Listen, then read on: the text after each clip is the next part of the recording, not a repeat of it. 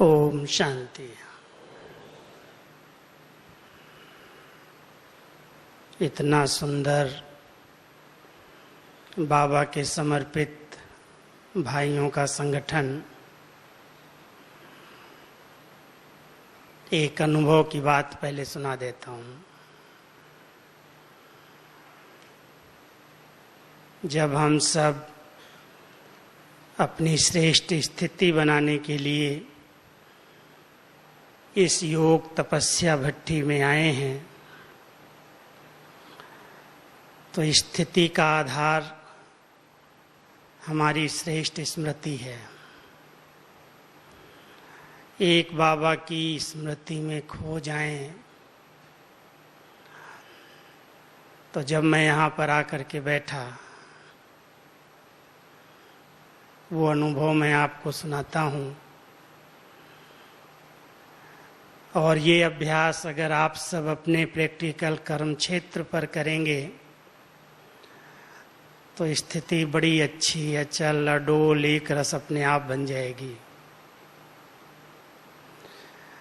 केवल इस भ्रकुटी आसन पर बैठ जाओ, कोई संकल्पों की हलचल नहीं। ऐसे लगा जैसे मैं एक लाइट के शरीर के बीच में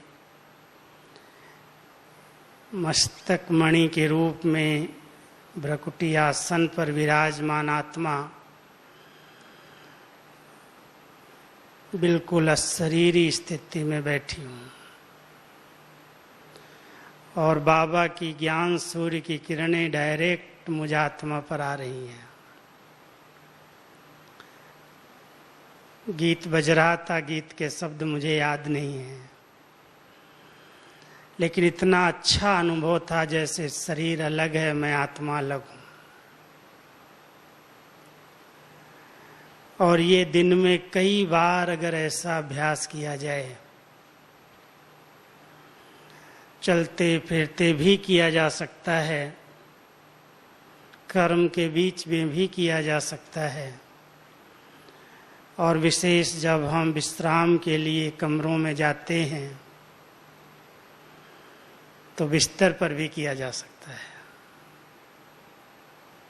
दिन में अगर 10-12 बार ये अभ्यास कर लिया जाए, कितनी अच्छी स्थिति बन जाएगी। क्योंकि ये मूल है स्थिति बनाने के लिए। जितनी स्थितियां किसी के बिगड़ रही हैं, उसका मूल कारण बाह्य मुक्ता है। जब हम बहुत हलचल में आते हैं, बाह्यमुखी बनते हैं, व्यक्त में रहते हैं, तो कोई भी परीक्षा आती है, कोई भी परिस्थिति आती है, स्थिति को हिला के चली जाती है। हमारी स्थिति हमारे हाथ में है, समझते हो? ऐसे हमारी स्थिति को बनाने के लिए कोई दूसरा मदद करने वाला नहीं है। तो मैं समझता हूँ समर्पित जीवन में आप सभी दिल से बाबा के यज्ञ की सेवाएं तो कर रहे हैं, और अधिकतर हमारे कुमारों को, समर्पित भाइयों को कर्मणा सेवा के चांस मिलते हैं। कोई कोई हैं जिनको वाचा और दूसरी सेवाएं मिलती हैं, लेकिन जहाँ तक भी हमने देखा है, सेवा केंद्रों पर भाई इसीलिए रखे जाते हैं कि बहुत सी ऐसी सेवाएं होती हैं जिनमें भाइयों की आवश्यकता रहती है। शारीरिक शक्ति भी है, बुद्धि की भी शक्ति है, अनुभव की भी शक्ति है, और उसका लाभ सेंटर्स को मिलता है। बहनों को बहुत अच्छा सहयोग मिल जाता है जहाँ पर भाई लोग सेवा में सहयोगी होकर रहते हैं। और ऐसे ऐसे स्थान बाबा ने बनवाए हैं, रिट्रीट सेंटर्स हैं, बड़े सेंटर्स हैं, वहाँ पर भाइयों की ज़रूरत है।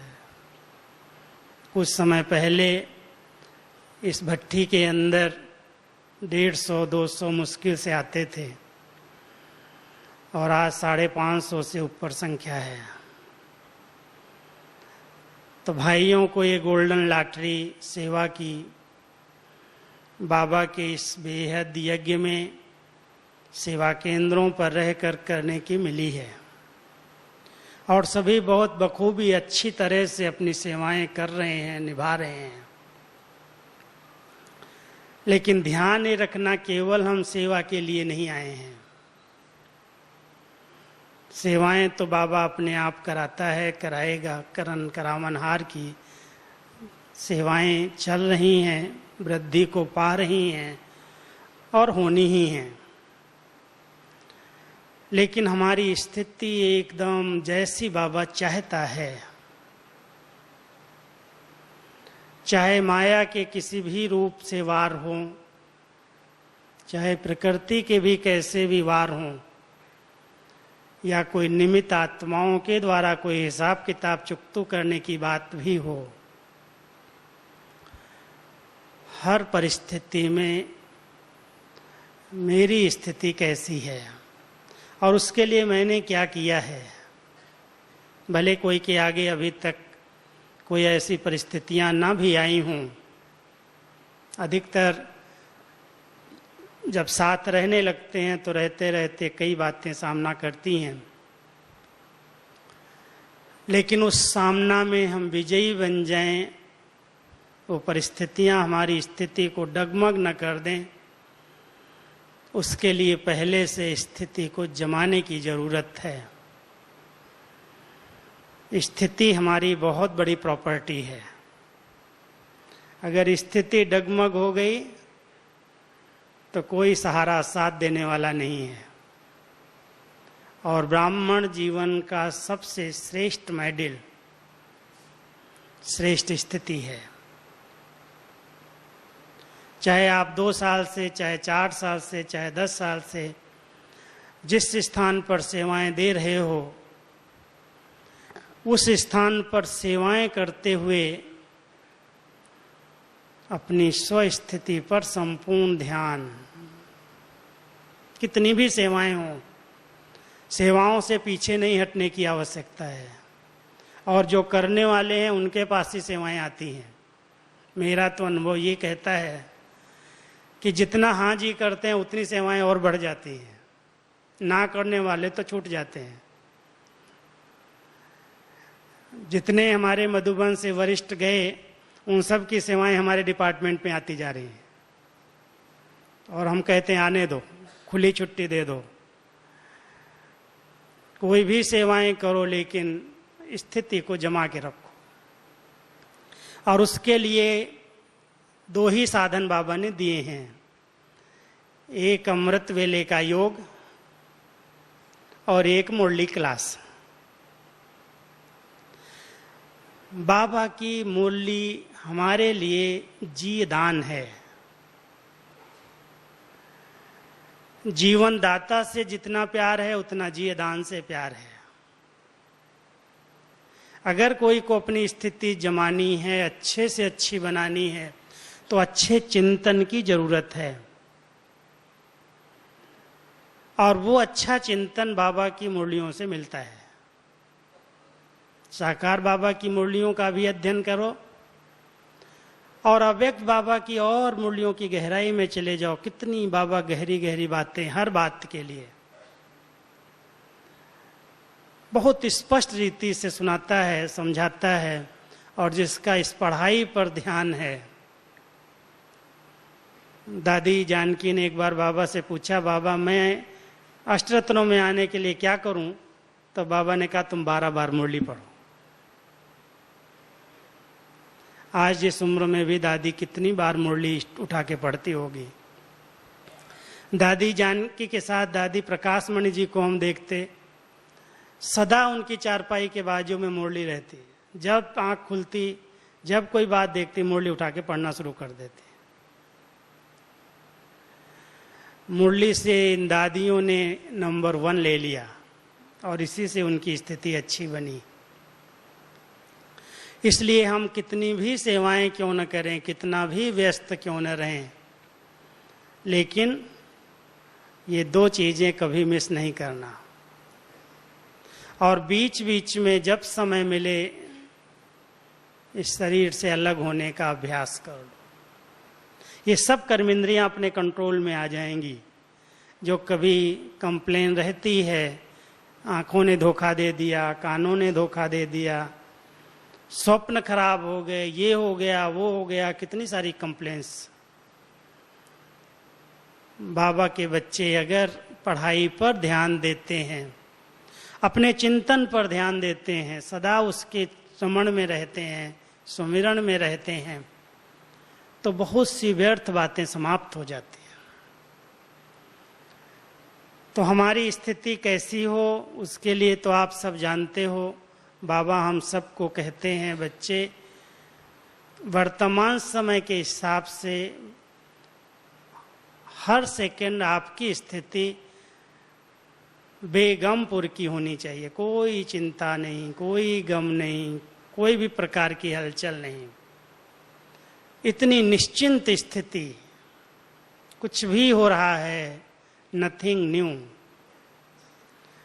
ऐसी बेफिक्र बादशाह वाली स्थिति जो हमारी दादियों ने बनाई है, अभी देख रहा हूं मैं। भले हलचल की बातें बहुत सुनाई देती हैं, होती हैं, लेकिन उनके ऊपर उसका कोई जरा भी असर नहीं दिखाई देता, कोई भी चिंतन नहीं चलता। ठीक, सब बाबा बेटा ठीक कर देगा, सब ठीक हो जाएगा, सब ठीक हो जाएगा।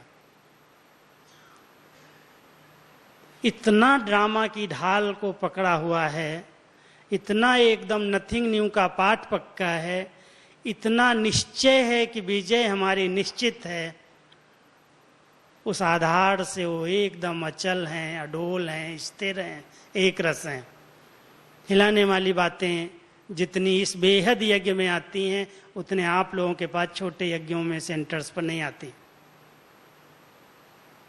और मुझे ड्रामानुसार न चाहते हुए भी ये सेवा मिली है दादियों के साथ।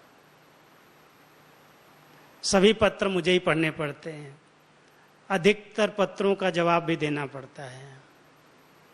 लेकिन सब कुछ करते हुए ये भी एक खेल है माया का। अंत समय में हर आत्मा के हिसाब किताब चुकतू हो रहे हैं, और अंतिम पार्ट के अंदर विजय तो बाबा के बच्चों की निश्चित है ही। कोई भी अंतिम वार जब होता है तो हल्के रूप में नहीं होता है। कोई हार खाने वाला योद्धा भी लास्ट में अपना फुल फोर्स लगा देता है। तो माया भी अभी विदाई लेने का समय है, इसलिए अपने फुल फोर्स में अटैक करती है। और अगर कोई जरा भी कच्चा पक्का है, स्थिति को उसने ध्यान नहीं रखा, तो उसके वशीभूत, उसके अधीन हो जाता है। और फिर अंदर अंदर इतना परेशान, इतना डिस्टर्ब हो जाता है कि मैंने तो बाबा के लिए इतना किया, इतनी सेवाएं की, कभी कुछ नहीं सोचा, कभी कुछ दिन रात नहीं देखा, लेकिन आज मेरा कोई नहीं है। इसलिए मैं कहना चाहता हूं, स्थिति को बनाने के लिए आप कुछ भी हो, अपनी घोट तो नशा चढ़े,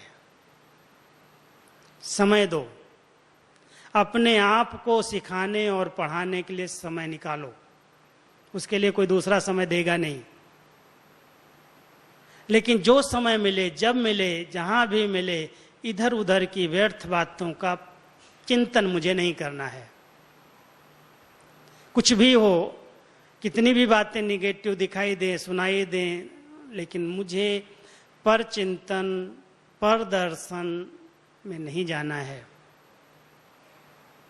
और जो आत्माएं इस समय को बचाती हैं, अपने संकल्पों को इन व्यर्थ से बचा लेती हैं, उनके लिए समय अपने लिए बहुत कुछ मिल जाता है। अधिकतर समय हमारा बाह्य मुक्ता में और इन बातों में चला जाता है। सेवाएं कितना घंटा करेंगे? कोई 8 घंटा, 10 घंटा, 12 घंटा, अधिक से अधिक, इससे ज्यादा कोई किस पास सेवा नहीं होगी। लेकिन जो हमारा समय जाता है इधर उधर की बातों में, व्यर्थ सुनने, देखने और बोलने में, वर्णन करने में, बाबा कहता बच्चे इसको फुल स्टॉप लगा दो। मुझे नहीं देखना है, मुझे नहीं सुनना है, मुझे नहीं बोलना है, सोचना भी नहीं है मुझे, मेरे काम की बातें जो नहीं हैं। और सब जवाबदारियां मुझे बाबा ने नहीं दी है।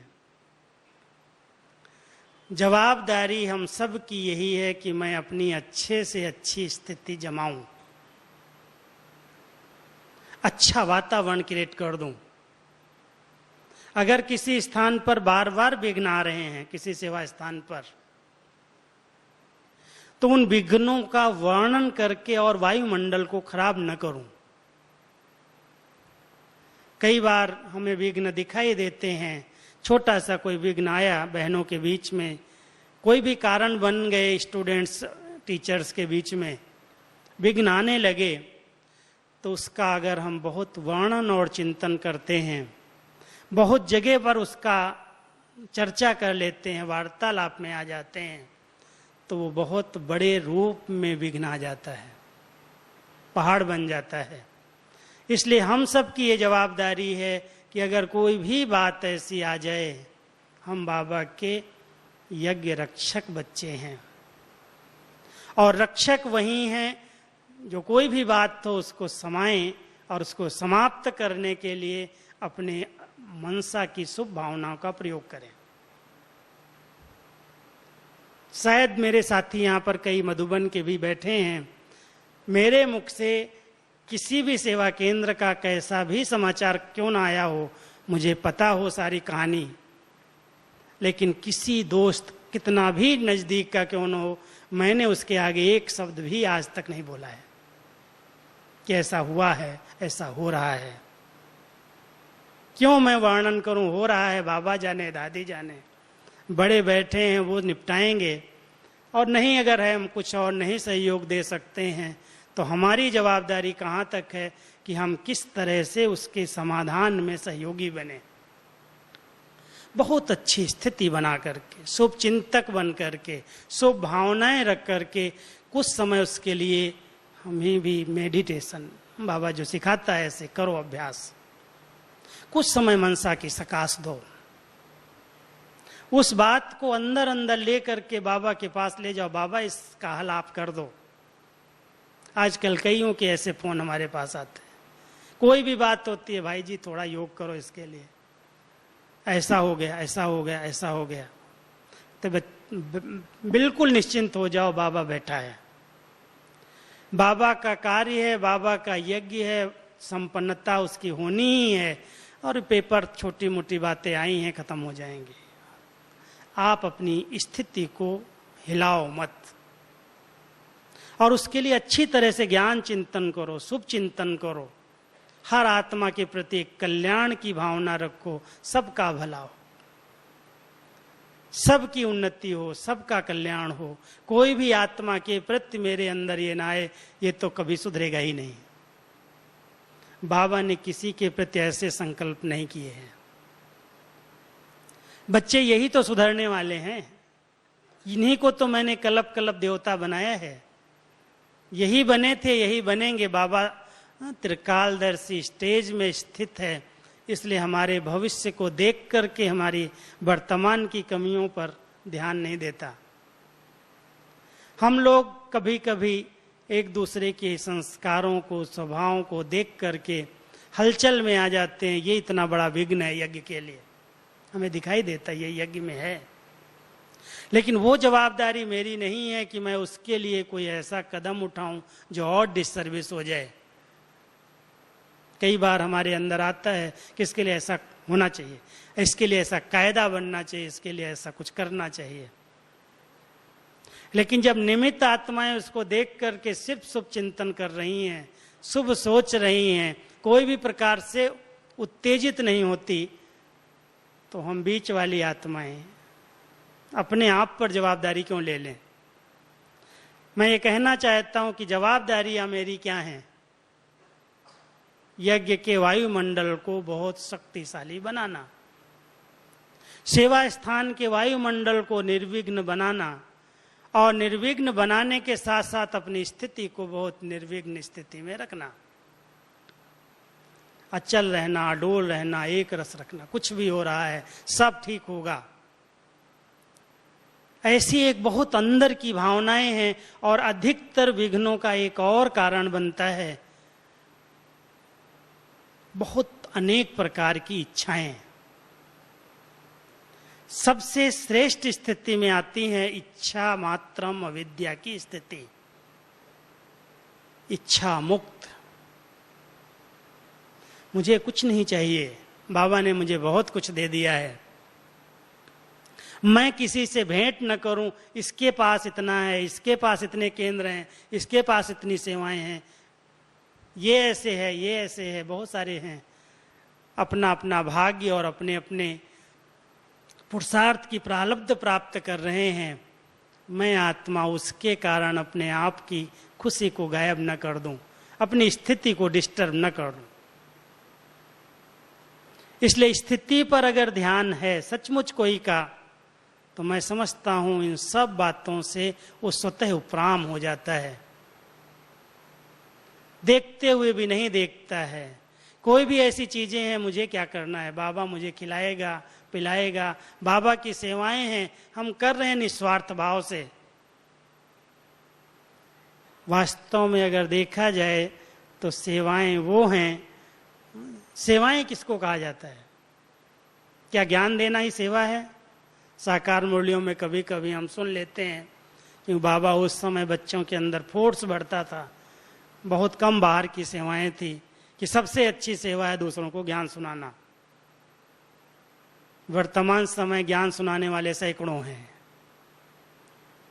ज्ञान सुनाने वालों की कमी अभी नहीं रही, लेकिन श्रेष्ठ संकल्पों की शक्ति से, अपनी मनसा की शुद्धता से, अपने पवित्र आभा मंडल से सेवाएं करना। और अगर कोई स्थान पर कोई की स्थिति बिगड़ गई, कोई चीज का नुकसान हो रहा है, दिखाई दे रहा है, उस बिगड़ी को बनाना सबसे बड़ी सेवा है। और बाबा को हम सब कहते ही हैं, भोलेनाथ बाबा को तो बिगड़ी को बनाने वाला है। जब सारी दुनिया की बिगड़ गई, जब सारी दुनिया नर्क बन गई, तमो प्रधान बन गई, तो उसको बनाने के लिए बाबा को आना पड़ा। वो बिगड़ी को बनाने के लिए आया है। तो सबसे श्रेष्ठ सेवा क्या है? अगर कोई आत्मा कोई कारण से डिस्टर्ब है, कोई भी प्रकार से वो परेशान है, कोई कमजोरी से वो युद्ध कर रही है, कोई संस्कारों के कारण वो लड़ रही है, मेहनत का अनुभव कर रही है, उसको उस समय बल देना, शक्ति देना, सकाश देना, उसकी बिगड़ी हुई स्थिति को बनाने में मदद करना, ये है सबसे श्रेष्ठ उत्तम सेवा। अगर सच्चे दिल से पूछा जाए क्या मैं ऐसी सेवा करता हूं? या कोई की बिगड़ गई है और मेरे को कोई ने सुना दी, मैं जाकर के 10 लोगों को और सुना दूं कि उसने ऐसा किया, उसने ऐसा किया, उसने ऐसा किया। इससे वो बिगड़ेगा या सुधरेगा हम समझ सकते हैं। अगर मेरी कोई एक कमी आप नोट करके 10 लोगों को सुना देंगे, वो मेरे से निकलेगी या वो मेरे अंदर और विकराल रूप में आ जाएगी। एक बहुत कर्मों की गहन गति है। किसी आत्मा की कमियों को अगर हम निकालना चाहते हैं तो उसको निकालने का तरीका ये नहीं है कि हम एक को दूसरे को सुना करके, बड़ों को बता के, इधर से उधर फैला करके और समझे इसकी कमी समाप्त हो जाएगी। अगर उस कमियों को समाप्त करना है और हमारी शुभ भावनाएं हैं, तो सबसे अच्छा तरीका सेवा का यही है कि हम साइलेंस में रह करके, शुभ चिंतक बन करके, साथी है, सहयोगी है, इशारा दिया जा सकता है तो दें, और नहीं दिया जा सकता है तो शांत रह करके अपने अच्छे विचारों का, अपनी शुभ भावनाओं का दान करें, सहयोग दें। और उससे वो आत्मा अगर कुछ बल मिल गया, शक्ति मिल गई, चेंज कर लिया उसने, तो उसकी दुआएं मुझे मिलेंगी। इसलिए सबसे बड़ी सेवा है दुआएं लेना और दुआएं देना, सुख देना और सुख लेना। सेवा माना ही सुख दो। अगर मेरी सेवा से कोई को सुख की अनुभूति नहीं हो रही है, मेरी सेवा से कोई वायुमंडल में हलचल आ रही है, मेरी सेवा से बाबा के नाम में कोई कलंक लग रहा है, मैं कहता हूं सेवा को प्लीज छोड़ दो। मेरे सामने जब ऐसे केस आते हैं, मैं कभी कहीं जाता हूं, देखता हूं कि एक ही सेंटर्स के 2 पार्टी बन गई और आजू बाजू में सेंटर खोल करके और समझते मैं सेवा करूं, वो कहता मैं सेवा करूं। क्या सेवा करोगे तुम? मैं हाथ जोड़ के बहनों कहता हूं, बंद कर दो प्लीज, शांति से तपस्या करो, अच्छा है। कुछ दूसरे स्थान पर चले जाओ, एक ही सामने ब्रह्मा कुमारी के 2 बोर्ड लगा करके क्यों हलचल कर रहे हो? क्यों लोगों के अंदर क्वेश्चन उठा रहे हो? क्या इनके अंदर भी 2 पार्टियां हैं? ये सेवा है? क्या समझते हो आप लोग? इसको त्याग देने में ही सेवा है। और बाबा उसी से राजी होगा अगर हम कोई भी स्थान को लेकर के इस प्रकार की सेवाएं करना चाहते हैं, किसी के केंद्र के आगे अपना केंद्र और स्थापन करके और बाबा का झंडा लहरा रहे हैं, तो ये सेवा नहीं है। अंडरलाइन, बहुत बड़ी डिससर्विस है। इससे न बाबा खुश हो रहा है, न दादियां खुश हो रही, न परिवार खुश हो रहा है। कहेंगे स्टूडेंट नहीं मानते हैं, वो बहन बड़ी डिस्टर्ब करने वाली है, बहुत क्रोधी है, इसके कारण मुझे स्थान खोलना पड़ रहा है। इसका ये कारण नहीं है। कारण कितने भी बताएं, बाबा कई बार कहता है, हंसी में बताता हूं, आप प्लीज ख्याल नहीं करना, वो कारण नहीं, वो कालापन है। ये कारण नहीं है, हमारे अंदर के कुछ कालेपन है और उसके कारण से हम बाबा के सेवा के नाम पर कलंक हैं। इसलिए बहुत ध्यान देने की जरूरत है। कई स्थानों पर इस प्रकार के डिस्टरबेंस स्थिति बनने नहीं देते हैं। कोई कहे मेरी बहुत अच्छी स्थिति है, प्रूफ क्या है, प्रमाण क्या है? स्थिति का प्रमाण क्या है? अगर हमारी अच्छी स्थिति है तो अच्छी स्थिति माना ही उसके अच्छे वाइब्रेशंस निकलेंगे और अच्छे वाइब्रेशन से वो स्थान निर्विघ्न स्थान होगा, वो सेवाएं निर्विघ्न सेवाएं होंगी। जैसे हमारी दादियों ने शुरू में सेवाएं की, कोई हद नहीं रखी, कोई एरिया का बंधन नहीं रखा। आज उस जमाने की आत्माएं जो ज्ञान में आई, आज वारिस क्वालिटी के बच्चे पैदा हुए। आज जनसंख्या हमारी बहुत वृद्धि को प्राप्त हो रही है, बहुत अच्छे स्टूडेंट्स की वृद्धि है। एक बार बाबा ने कहा था एक सेंटर्स को, नाम नहीं लेता हूं, कि तुमने वृद्धि तो बहुत अच्छी कर ली है, लेकिन विधि कहां है? और विधि नहीं है और वृद्धि हो रही है सेवा से, तो उस सेवा को सेवा की लिस्ट में नहीं मानना चाहिए।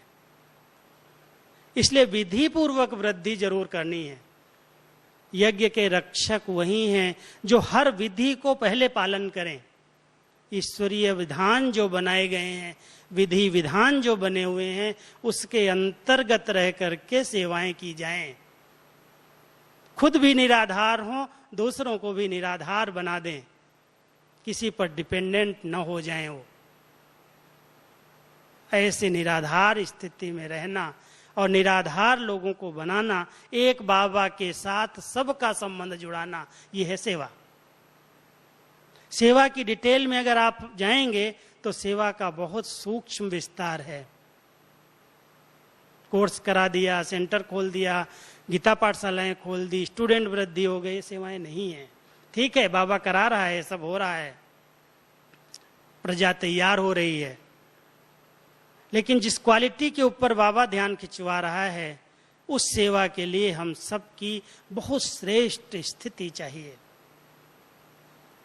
न्यारे और प्यारेपन की स्थिति है, उपराम स्थिति है, लगाव मुक्त स्थिति है, इच्छा मुक्त स्थिति है, उसको अच्छी स्थिति कहा जाता है। इच्छाएं लेकर के ये सेवा केंद्र पर ये स्टूडेंट आ गया तो बहुत अच्छी सेवाएं होंगी, बहुत अच्छा सहयोग मिलेगा, बहुत अच्छा, ये सेवा है क्या? अपने आप हर एक आत्मा अपना भाग्य बनाएगी। मैं सिर्फ निमित्त बन करके ज्ञान का बीज डाल दूं, बीज पड़ जाएगा, जिसको भाग्य बनाना है बनाएगा। उनका सब कुछ मैं सफल करा दूं, वो मेरे पीछे न लटक जाए, ये भी ध्यान रखना है। उनका तन मन धन बाबा के यज्ञ में सफल हो, बाबा के कार्य में लगे, एक बहुत बड़ी बेहद की भावना रख करके यज्ञ के सेवक बन करके सेवा करना, इसको कहा जाता है सच्ची सेवा।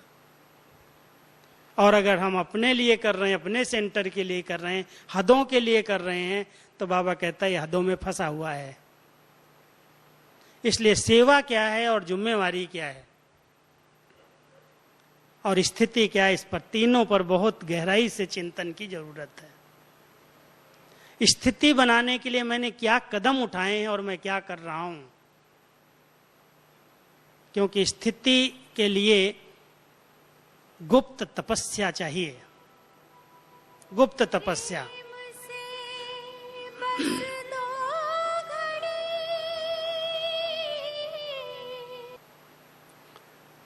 वो गुप्त तपस्या क्या है? आत्म अभिमानी स्थिति। जितना आत्मिक बल हमारे पास होगा उतना स्थिति अच्छी बनती जाएगी। इसलिए जितना हो सके ये गुप्त पुरुषार्थ करके आत्मिक बल को बढ़ाना है। आत्मा को देखने का अभ्यास है, आत्मिक स्थिति में स्थित रहने का अभ्यास है। मैं आत्मा हूँ, मैं आत्मा हूँ, मैं आत्मा हूँ। पहला पाठ जितना जिसने घोट लिया, पक्का किया, उसकी स्थिति अच्छी बनती जाएगी। दूसरा, ज्ञान का बल। सिर्फ ज्ञान को हम वर्णन चिंतन न करें, लेकिन वो बल के रूप में, शक्ति के रूप में मेरे पास हो। जैसे कोई चीज हजम की जाती है तो शक्ति बनती है। अगर ज्ञान को हजम किया है, उसको अच्छी तरह से मनन करके, चिंतन करके स्वरूप में ले आए हैं, तो ज्ञान की शक्ति अचल अडोल स्थिति अपने आप बना देती है। ज्ञान क्या कहता है, समझ क्या कहती है, हर बात में ज्ञान को यूज करो। सत्यता की शक्ति बहुत बड़ी शक्ति है। मैं आत्मा सत्य स्वरूप हूं और मुझे जो कुछ करना है, बोलना है, कहना है, वो सत्यता के नींव पर है। हम सब जानते हैं सत्यता को कभी भी सिद्ध नहीं किया जाता, वो अपने आप में सिद्ध है, सिद्धि प्राप्त है। कई लोग कहते हैं मैं सच्चा हूं ना, इसलिए मुझे बोल देता हूं, निकल जाता, जोश आता मुझे, कोई गलत करता मैं सहन नहीं कर सकता हूं। बाबा कई बार कहते हैं सत्यता नहीं है, सत्यता में सभ्यता है। अगर सच्चा है तो बहुत साफ, स्वच्छ है, सभ्य है, बहुत रॉयल है। उसकी खुशी कभी गायब नहीं होती है। अगर सत्यता का बल किसी के पास है, उसकी स्थिति अपने आप अच्छी बन जाएगी। अगर वो झूठा है, अंदर एक है, बाहर दूसरा है, कोई भी बात आएगी पहले डरने लगे, घबरा जाएगा, हलचल में आ जाएगा। हम सब की नींव सत्यता के ऊपर है। हम जो हैं, जैसे हैं, जो अंदर हैं, बाहर हैं, कथनी और करने में अंतर नहीं है। वो सत्यता का बल अगर जमा है, स्थिति अच्छे से अच्छी बन जाएगी। चरित्र का बल है। अगर कोई को देखना है तो देखो, ये चरित्रवान बाबा के बच्चे हैं। कोई भी हमारे चरित्र पर अंगुली न उठाए। अगर चरित्र अच्छा है, मेरा चरित्र पर मेरा संपूर्ण ध्यान है। चरित्र के अंदर 3 बातें मुख्य आती हैं। दृष्टि वृत्ति मेरी बड़ी शुद्ध और पवित्र हो। अपवित्रता उसके अंदर है तो माना वो चरित्र अच्छा नहीं है। अगर वृत्तियों के अंदर आसक्तियां हैं, ये चाहिए, ये चाहिए, ये चाहिए, जिसके कारण आज इतना भ्रष्टाचार है, वो भी चरित्रहीनता की निशानी है, लोभ वृत्ति। अगर बार बार छोटी छोटी बात में चिड़चिड़ापन आता है, गुस्सा आता है, सेवा के बीच में भी स्थिति बिगड़ी हुई रहती है, माना वो चरित्र अच्छा नहीं है उसका। चरित्रवान व्यक्ति बड़ा सीधा है, सरल है, सादा है, पवित्र है, स्वच्छ है, निर्मल है, वो चरित्रवान है। तो बाबा ने हम सबको चरित्रवान बनाया है, और चरित्र का जिसके पास बल है वो एकदम अपनी स्थिति को अच्छे से अच्छा रखता है, डगमग नहीं होता। कोई कुछ किसी का बिगाड़ नहीं सकता। कितने भी बड़े पेपर आ जाएं, मान लो आपको सामने से भी कोई कहने लगे कि आप ठीक नहीं हैं, आपका ये बात ठीक नहीं है, लेकिन आपने चरित्र पर अपने पर ध्यान रखा है, आपका कोई कुछ नहीं बिगाड़ सकता है। दुआओं का एक बहुत बड़ा बल है। समय पर हमने किसी को साथ दिया है, मदद की है, सहारे बने हैं, किसी के दुख में हाथ बटाया है, दुआएं दी है उसने, और वो दुआओं का बल जमा है। बाबा के आज्ञाकारी होकर के रहे, उस आज्ञाओं के कारण बल जमा है। बाबा के यज्ञ की प्यार से सेवाएं की है, दिल से सेवाएं की हैं, उसकी दुआओं का बल जमा है।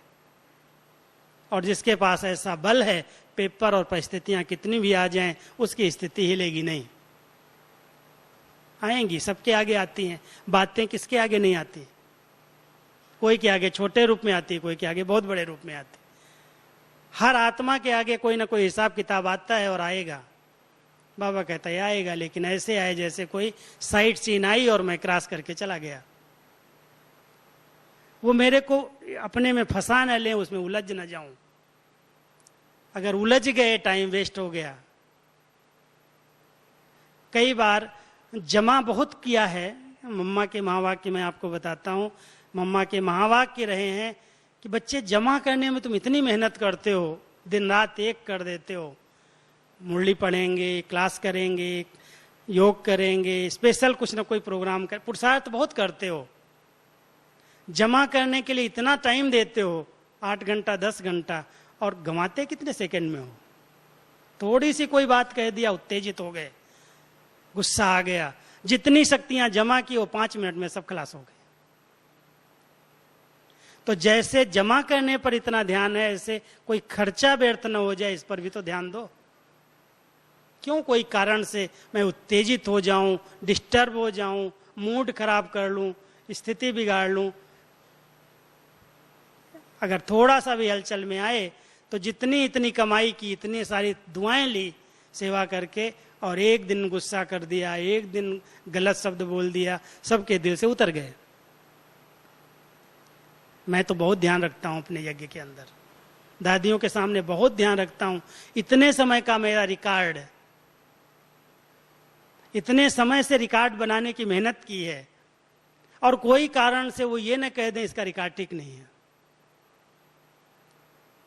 बहुत ध्यान रखने की पड़ता है कि कभी भी वो थोड़ा भी अपना डिसरिगार्ड महसूस करेंगे, माना मेरा रिकॉर्ड खराब हो गया। मेरी किसी एक्टिविटी से, मान लो मेरे कोई काम ही दिया और मैं समझता हूं मेरे बस की बात नहीं है, मेरे पास इतने काम पड़े हैं, और वो कहती अभी ये करके आ जाओ, और मैं कहता हूं दादी मैं नहीं कर सकता। वो समझती है मेरा डिसरिगार्ड कर दिया इसने, ये मेरी बात को काट दिया। कहा सिर्फ इतना ही कि मेरे से नहीं हो सकता है, और अगर उन्होंने ये फील किया ये तो डिसरिगार्ड है, कम से कम हाँ तो कर ले। मैं समझता हूं ये भी मेरे रिकॉर्ड को दागी बना दिया। इसलिए सदैव ध्यान रखता हूं कि मेरा रिकॉर्ड खराब नहीं होना चाहिए। बाबा के यज्ञ में मैं समर्पित बच्चा हूं। बड़ों के आगे इतना रिकॉर्ड, बाबा के आगे इतना रिकॉर्ड अच्छा रहे, जो कभी भी ये कोई न कहे इसका रिकॉर्ड ठीक नहीं यज्ञ में।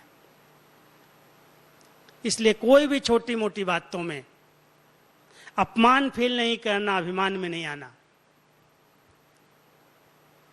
भले छोटे हैं, निमित्त हैं, बाबा ने उनको सीट दी है, हमें सेवाधारी रखा है, फिर भी उनको सीट को भी सलाम करने की जरूरत है, क्योंकि बाबा ने उनको गद्दी पर बिठाया है।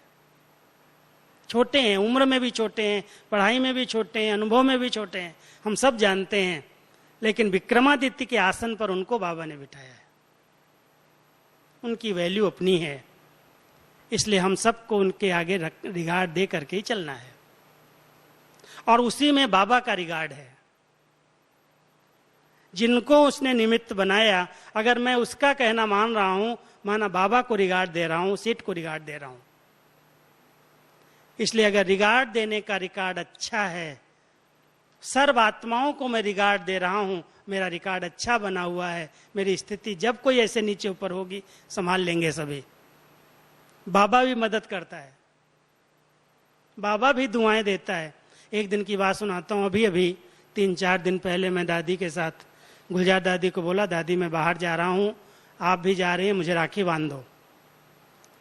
तो राखी बांधी तो एक बहुत अच्छा स्लोगन निकला, और उसमें स्लोगन था कि आप बाप के समान कर्मातीत बनने वाली महान आत्मा हो, ऐसा कुछ था। तो मैंने कहा दादी कहाँ कर्मातीत स्टेज आप लोगों की और कहाँ हमारी बनेगी?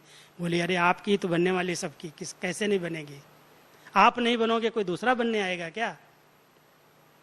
और कोई कमी थोड़ी बहुत होगी ना तो बाबा भर देगा। अगर मैं बाबा का आज्ञाकारी सपूत बच्चा बन करके रहा हूं, अगर मैंने बाबा के हाँ में हाँ मिलाया है, मुरली की बाबा की हर बात को, श्रीमत को पालन किया है, उसमें अपनी मनमत परमत मिक्स नहीं होने दी है, तो मैं समझता हूं कि बाबा मेरी जरूर मदद करेगा।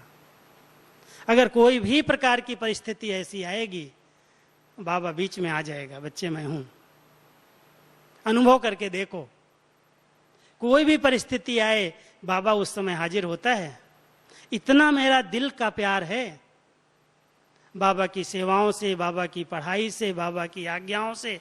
बाबा ने जो कहा है उसके लिए मैं मर मिटता हूं, तो बाबा हमारे लिए नहीं करेगा क्या? जरूर आएगा बीच में। और परिस्थिति हरेक के सामने आती है, चाहे शारीरिक रूप में आ जाए। शारीरिक रूप में भी कई बार अचानक पेपर आते हैं। कितनी भी अच्छी हेल्थ हो, कोई ना कोई ऐसा कारण बन जाता है, बीमारी आ जाती है। कभी पारिवारिक रूप से आ जाता है, कभी जिनके साथ रहते हैं उनके साथ पेपर आ जाता है। संगठन है, संगठन में कोई कुछ कह देता है, कोई दोष भी लगा देता है, कोई किसी पर कलंक भी लगा देता है। पेपर आ गया, उसमें मैं हिल जाऊं, मैं रोता रहूं, मेरी स्थिति बिगड़ जाए, मैं उदास हो जाऊं कि मेरे लिए ऐसा लोग क्यों कहते हैं, मैं कुछ करता थोड़ी हूं। अब पेपर आया है, वो पेपर मैं पार करूं, उसके लिए क्या करना पड़ेगा? उसके लिए बहुत काल का जो दुआओं का स्टॉक है वो समय पर मदद कर देता है। वो पुण्य की पूंजी समय पर साथ दे देती है। लेकिन अगर बहुत समय से हमने ध्यान रखा है, कुछ भी हो जाए, ये ध्यान रखो कि ये परिवार के बीच में मुझे हर आत्मा, हर निमित्त आत्मा, बाप दादा, लौकिक अलौकिक सब परिवार से दुआएं मिलती रहें। और सबसे अच्छा साधन है सिर्फ सुख दो, सुख लो, हाँ जी करो, हाँ जी करके काम करो, बस। सब बाबा आपकी मनोकामनाएं पूरी करेगा, समय पर साथ देगा, मदद करेगा। तो स्थिति को जमाने के लिए संकल्प लेना है। केवल योग कर लिया, भट्ठी कर ली, क्लास कर लिया, लेकिन कुछ भी हो जाए मुझे अपनी स्थिति को हिलने नहीं देना है। अंतर्मुखी बन जाऊं। कहीं पर लग रहा है कि आवाज में आने से सारी प्रॉब्लम्स क्रिएट हो रही हैं, मौन में चले जाओ, गुफा में चले जाओ, चुप हो जाओ, सब प्रॉब्लम्स हल हो जाएंगी। कई बार बातों के कारण बहुत तकरार पैदा हो जाती, डिबेट्स हो जाती। नहीं बातें करनी है, चुप हो जाने में भला है। साइलेंस की गुफा में चले गए। तो ऐसे कई साधन हैं, कई प्रकार के बल बाबा ने हम सबको दिए। अगर उनका बलों का प्रयोग हम करते हैं और बलवान शक्तिशाली बन करके रहते हैं, तो स्थिति अच्छे से अच्छी बनती है और सेवाएं अपने आप होती हैं। कभी भी सेवा के लिए भागना नहीं पड़ता है। अभी सेवा के पीछे भागने का समय नहीं है। सेवाएं अपने आप आती हैं और बाबा करा रहा है और अपने आप करा रहा, कोई निमित्त बना देता है। हम अगर कोई सेवा के लिए हाँ जी करते हैं, साथी और सहयोगी अपने आप सामने से आ जाते हैं, काम पूरा कर देते हैं। हाँ जी करें हम और काम सब मिलकर के कर लेते हैं। दुआएं मिल गई। इसलिए सबसे जरूरी समय देखो, मैं तो मधुबन में देखता हूं वर्तमान समय करन करावन हार बाबा की लीला चल रही है। इतना बड़ा यज्ञ बढ़ता जा रहा है। मधुबन देखो, ज्ञान सरोवर देखो, शांतिवन देखो, तीनों जगह इतने अच्छे अच्छे वीआईपी, जितनी अच्छी सेवाएं। और कोई भी बड़े निमित्त जो थे, पहले दादियों को देखते थे, कोई कहीं है, कोई नहीं है। और बाबा के घर से जो आता है इतना भरपूर होकर के, इतना खुश होकर, इतना संतुष्ट होकर के बाबा बाबा बाबा कह करके जाता है। किसकी कमाल है? कौन कर रहा है? प्रभु लीला चल रही है, उसका खेल चल रहा है। वो स्थापना का कार्य संपन्न करा रहा है और करा लेगा, किसी न किसी के द्वारा करा लेगा। अगर हम आगे आगे तो हमको दुआएं मिल जाएंगी। इसलिए कोई भी सेवा का चांस मिले, ये बड़ी सेवा है, ये छोटी सेवा है, ये मेरी सेवा है, ये तेरी सेवा है, ये उसका डिपार्टमेंट, बाबा कहता तेरा डिपार्टमेंट है सब। तुम अपनी जवाबदारी समझो। जो यज्ञ में इकोनॉमी कर सकते हो, सबसे बड़ी जवाबदारी है कम खर्च बाला नसीन। खर्चे कम से कम हो, संकल्प भी कम चले, बोल भी कम हो, संपत्ति भी कम से कम खर्च हो और काम अच्छे से अच्छा हो। यह है हमारी जवाबदारी। बहुत खर्चा कर दिया, टू मच खर्चा कर दिया और काम कुछ भी दिखाई नहीं दे रहा है, तो बाबा के यज्ञ का पैसा हमने ऐसे व्यर्थ कर दिया। जवाबदार हम नहीं है। जवाबदार वो है जो बाबा के यज्ञ में भले कैसे भी कहां से भी आ रहा है, ऐसे नहीं ये खर्चा कर रहा है, ये फालतू खर्चा कर रहा है, वो कर रहा है। बाबा कहता तुम वो देखो मत, तुम क्या कर रहे हो, तुम कितनी अपने खाते में कमाई करो, तुम अपने आप को देखो। अगर तुमने बचत की तो तुम्हारा खाता फुल हो जाएगा, उसने गंवा दिया तो वो जाने, उसका खाता जाने। इसलिए कोई कितना भी खर्चे कर रहा हो, मुझे आज तक ध्यान रहता है, मेरे को कोई कोई कहते हैं ये डिपार्टमेंट में चीज ले आओ, ये साधन आजकल बहुत अच्छा, ये साधन बहुत अच्छा। मैं कहता हूं मेरे पास जो बाबा ने दिया वही बहुत अच्छा है, मुझे किसी से भेंट नहीं करनी, मुझे 10-15 लाख की मशीनें नहीं लगानी, हमारी 1 लाख वाली बहुत अच्छी चलती, ला सकता हूं, मना कोई नहीं करेगा, हाँ जी करूं तो आ जाएंगी। लेकिन नहीं, जितना कम से कम खर्चे में बाबा का घर चले, जितना मेरी डिपार्टमेंट में खर्चे कम हो उतना मैं बचाऊं, और जहां से भी सहयोगी स्नेही मिल जाते हैं बाबा के घर में सफल करा दूं। भंडारी की जितनी मैं बचत करूंगा वो हमारे पुण्य के खाते में जमा हो जाएगा। और आज अनुभव करता हूं कि कोई चीज की अप्राप्ति नहीं रहती, कोई डिपार्टमेंट में कमी महसूस नहीं होती, सब काम एकदम बिल्कुल निश्चिंतता के साथ, सरलता के साथ, स्मूथ रीति से चल रहा है। लेकिन ध्यान है कम खर्च वाला नसीब, कोई भी अधिक खर्चा नहीं करे। बाबा का यज्ञ है, बाबा के पैसे हैं, बाबा के घर में लोग कैसे कैसे कमा के दे रहे हैं, कहां कहां से लाते हैं मेहनत करके, और मैं ऐसे ही गंवा दूं। बहुत ध्यान एक एक पैसे पर। तो ये जवाबदार बच्चों की निशानियां हैं, और मैं समझता हूं जो समर्पित हैं वो किसी न किसी रूप में निमित्त हैं और जवाबदार हैं। ये जवाबदारी भारी करने वाली नहीं है, बहुत लाइट बनाने वाली है। लो जवाबदारी यज्ञ की कि मुझे कैसे भी करके यज्ञ को आगे बढ़ाना है, यज्ञ को सुरक्षित रखना है, हर प्रकार से बाबा को प्रत्यक्ष करना है, वायुमंडल को शक्तिशाली बनाना है, निर्विघ्न स्थान और निर्विघ्न स्थिति बनानी है, हर स्टूडेंट निर्विघ्न बने, ये हम सब की जवाबदारी है। और जवाबदारी को निभाने का तरीका है हमारी कथनी और करनी एक हो जाए। जो कर्म मैं करूंगा मुझे देख सब फॉलो करेंगे। मैं अलबेला हूं, मैं आलसी हूं, मैं सोया हुआ हूं और क्लास चल रहा है, सब मुझे देखेंगे।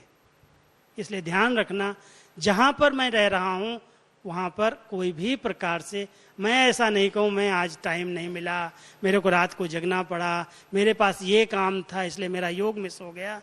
दूसरे योग करने आ रहे हैं क्लास के अंदर, दूसरे मुरली सुनने आ रहे हैं, और समर्पित अगर अपने कमरे में सोया हुआ है, कभी भी प्रभाव उसका नहीं पड़ सकता है। बहुत जवाबदारी है ये।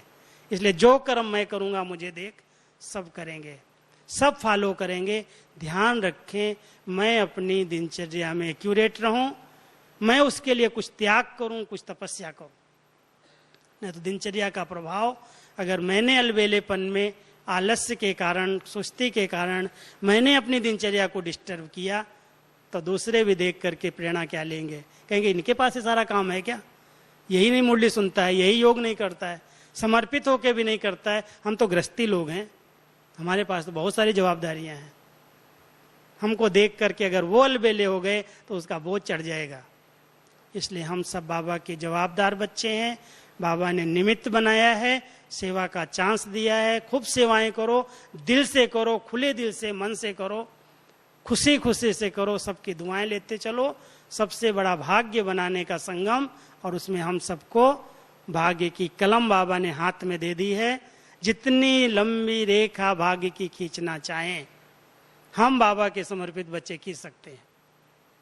इसलिए भाग्य को स्मृति में रखते हुए जिस प्रकार की सेवा का चांस मिलता है उसमें हाँ जी करके भाग्य बना लो, खूब सेवाएं दिल से करके सबकी दुआएं ले लो, स्थिति अपने आप अच्छी बन जाएगी। ओम शांति।